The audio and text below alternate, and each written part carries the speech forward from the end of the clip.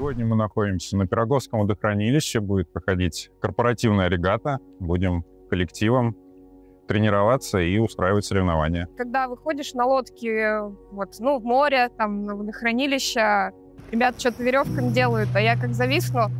Невозможные пейзажи, это вода, лес, очень красиво. Мне очень нравится наблюдать.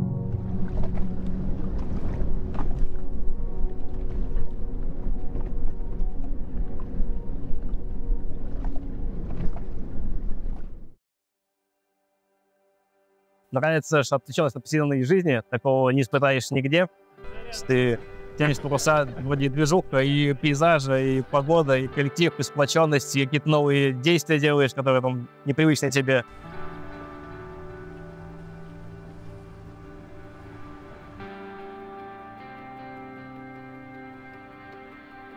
Помню, первый раз вышел на воду под парусами, это, наверное, год был 12-11. В 13 году, собственно говоря, уже получил капитанские права, кончил курс, сдал экзамены. В 14 году, в мае, вышел на первую гонку.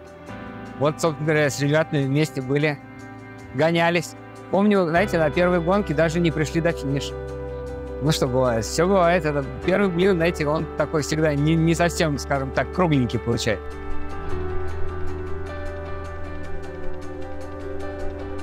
Взаимопонимание должно быть на уровне 100%. То есть вся команда должна слушать команду шкипера и выполнять их с точностью до 100%.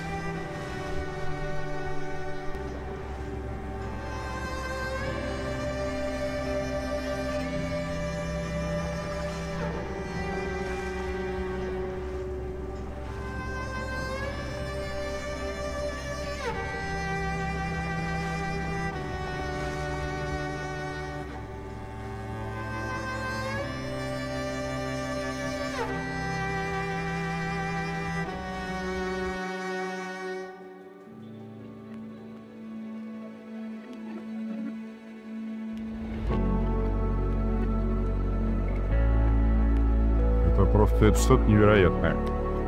Я таких эмоций уже давно не испытал. Мы смотрели на соперников и вот так вот махали весело рукой и смеялись. Потому что мы участвовали в команде продавцов, но уже сплоченный коллектив.